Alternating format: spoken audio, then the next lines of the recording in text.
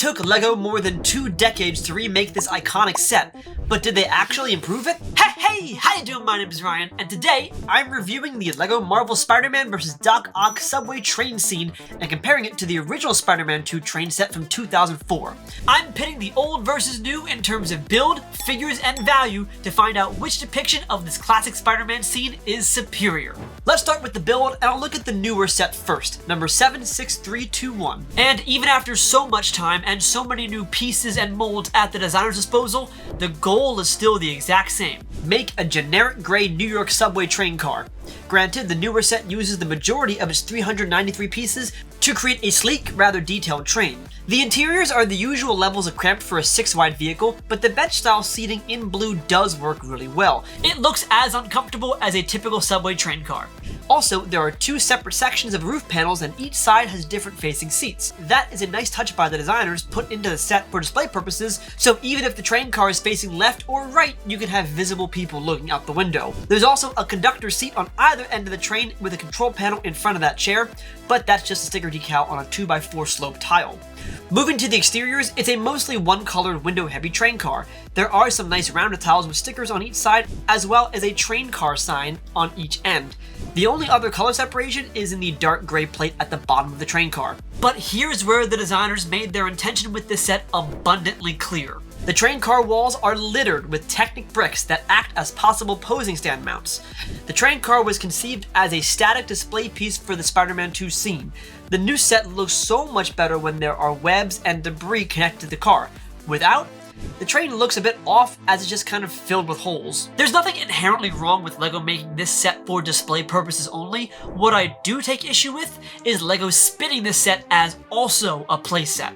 The interchangeable axis for either locked wheels or static wheels suggests the designers are hoping you also use this train car and roll it around for play purposes. But I think this set would have been much more successful, have a much more singular cohesive vision, if the train car was a static maquette. Maybe if the chassis and wheels were static and the car didn't need to roll, you could have elevated the whole train onto some track like the Hogwarts Express.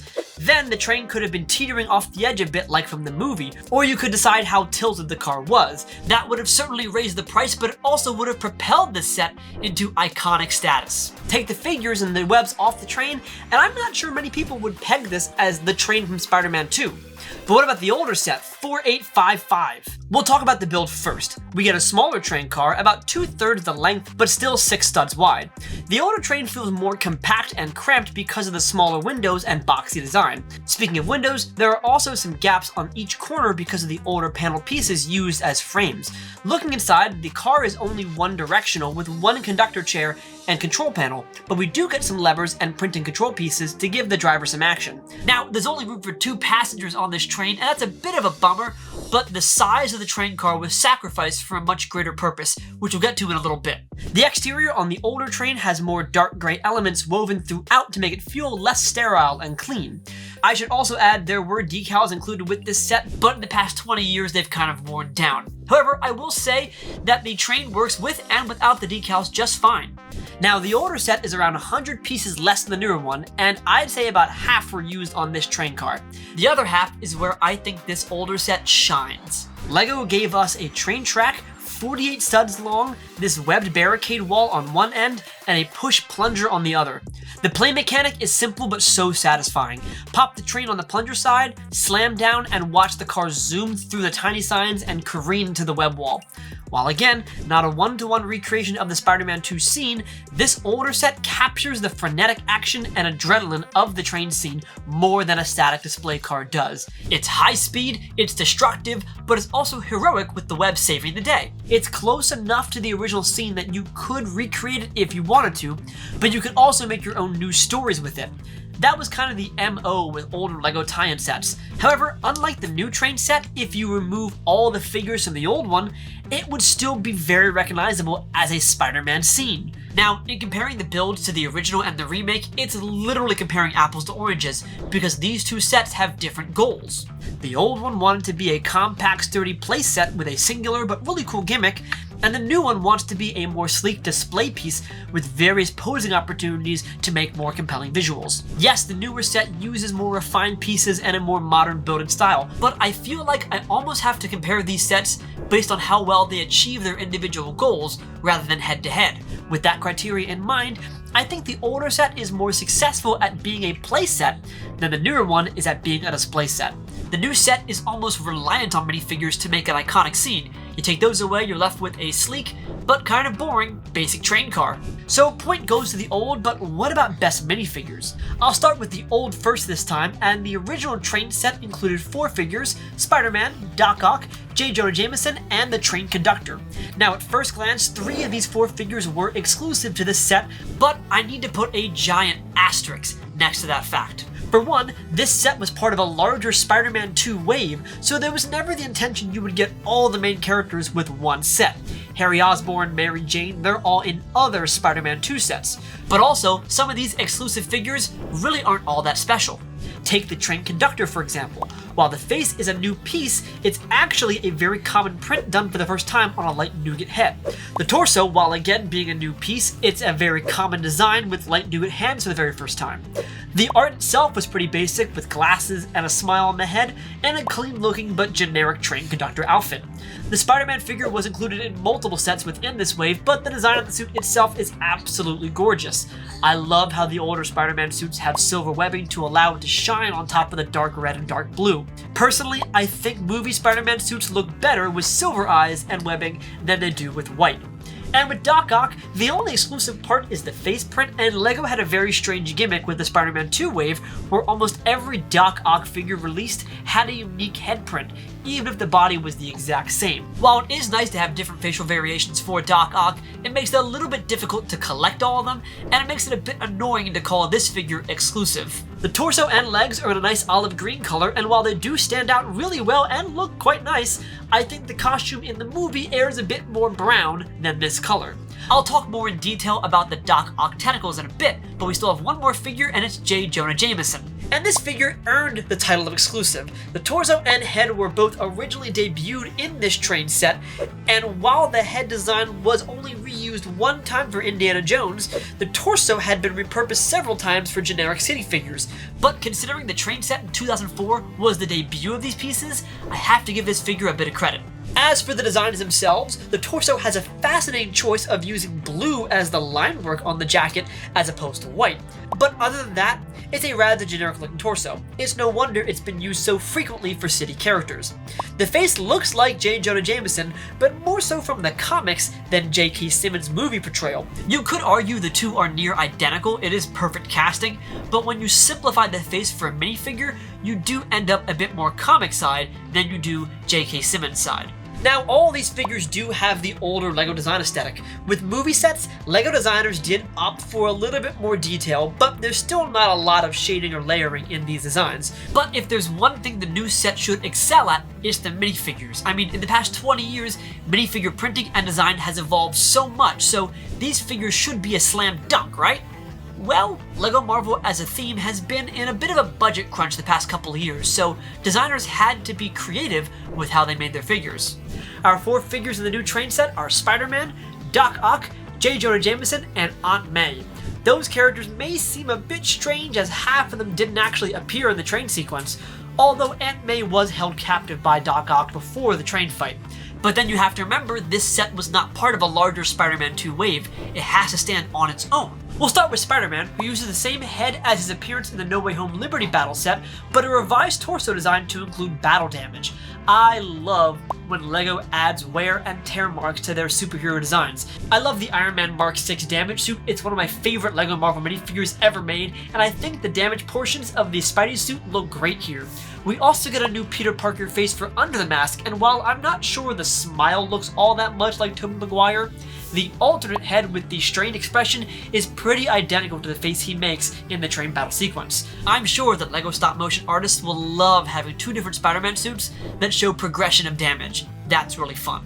Now, J. Jonah Jameson and Aunt May are exclusive to the set, but on the one hand, they're mostly comprised of pre-existing pieces, essentially making them composite customs. On the other hand, I think they're near perfect composite customs. We'll start with Aunt May, who uses this knitted sweater torso that first appeared in the Alpine Lodge. However, Bricklink might list this torso as a new part, as it's the first time this design was used with light nougat hands as opposed to yellow hands. The hair is rather common for Aunt May, and the face comes from Harry Potter's Professor Sprout. While I love the toothy grin, I'm not sure the mischievous smirk works all that well for this character. I would have preferred to have a more fearful expression for her to fit better with the set. In fact, if you look closely at the box art, you'll notice that Aunt May is kind of hidden in the train because it makes no sense for her to be smiling this much while her train is literally under attack. But if Aunt May is a solid reconfiguration of parts, J. Jonah Jameson is perfect. He uses, or should I say reuses, the Michael Scott Professor X torso, and the blue suit works wonderfully here, but the face is where this character shines the most. J. Jonah Jameson reuses the Barty Crouch Sr. face from Harry Potter, and this is a dead-on ringer for actor J.K. Simmons as J. Jonah Jameson in Spider-Man 2. If you put this side by side the original 2004 version, you'll see exactly what I mean when I say the older one looks like the comic character, whereas the newer one looks like the film version. Most of that is due to the fact that LEGO Design Aesthetic back then aired more caricature, whereas today they air more human. Jameson also uses the very short flat top hairpiece that's been found on characters like M'Baku, but I believe this is the first time this piece appeared in reddish brown. So while these two characters don't really make sense from a scene translation perspective, I can totally see why designers thought to themselves, wait a minute, I think we have the perfect pieces already in production to make these characters. But what about Doc Ock? Well, the dark brown trench coat is well designed on the torso and legs, although I do think the costume in the film airs a bit more green than this color. In other words, I don't think there's a singular color on LEGO's official palette that matches the Doc Ock jacket just yet. The design is tweaked from the No Way Home figure to close the jacket more, hiding the silver band belt. I may be cynical, but I feel like this was done to allow the torso and legs to fit within more generic figures later on down the line. I mean, why spend money on one part you can only use once, than a part you can use multiple times in the future? The face is the same as the No Way Home figure, which half works, as the angry face is perfect, but the smile is too friendly. Now let's talk tentacles, as I think the new ones are pretty incredible. I love that 2 hands have clips like the original, and 2 have inverted red 1x1 round studs. The articulation on the tentacles are rather nice and smooth, although this is one of the 2 areas I think the original Doc Ock tentacles are superior. The Technic hinge bricks used in the older design had predetermined angles that would click into place and hold shape incredibly well. Also, the notched tube look on the tentacles is a really good match for film Doc Ock. The other place where the original wins is the end of the tentacles, and yes, I'm aware I just gushed about how much I love the new ones, but I think the older figure has better looking size for the claws. The new claw grabbers are incredibly wide relative to the figure's dimensions, and they don't close or open. It's as if they're stuck as these giant mechanical flowers. And in that analogy, the pistol is perfect, but the petals are not. In comparing the 2 sets' figure offerings, I again have to remember what each train battle was trying to accomplish. The original was a playset, part of a larger wave of Spider-Man 2 sets, each depicting iconic movie scenes. So while the inclusion of the conductor was very apt, the inclusion of J. Jonah Jameson felt more tagged on. The newer set is a celebration of all things Spider-Man 2, using the train as a vehicle, no pun intended, to showcase brand new figures. In that regard, throwing in Aunt May and Jameson makes more sense. Most of the designs are tweaks from previous versions, and half the characters are successful composites of pre-existing figures. If we keep each set's goal in mind, I do think the remake has far superior figures, so point goes to the new. But now it all comes down to value. Which set gave Spider-Man fans the biggest bang for their buck? Now, on the one hand, it's kind of impossible to compare price because the LEGO economy has changed so dramatically in the last 20 years. The new set retails for $55, while the original retailed for $30. Adjusted for inflation, it's $50, but that's not considering the set itself and its intrinsic value. The original LEGO Spider-Man 2 train set is pegged on Brick Economy for $183 used, with $114 being just the value of the figures.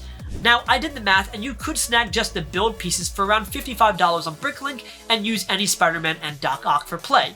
As for which set has the most value, well, the original does have a 20-year head start, but I do think the original playset spoke more to what Kid Ryan liked about playset movie tie-ins, whereas the new one doesn't quite scratch the itch of what adult Ryan loves about LEGO tie-in display sets. That being said, I will say that if the original is a better train scene set, The remake is a better celebration of Spider-Man 2 as a set. If both were released today at their respective prices of $55 and $60 or so, I think I'd buy the Plunger Train playset first, and get the figures from the new train second. So, point to the old. So, does that mean LEGO wasted 20 plus years for nothing?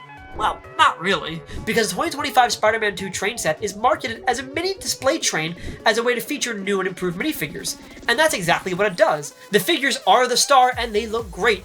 I'm glad I bought the whole set because the train build itself still is rather well built and sleek looking. It just serves less of a purpose in the set, whereas the train in the original was integral to its success. I hope LEGO can one day go back to making unique play mechanics and gimmicks that match the Marvel movie perfectly. Until then, I can put my Spider-Man 2 figures on the wall and proudly display them next to the other 2025 Marvel minifigures.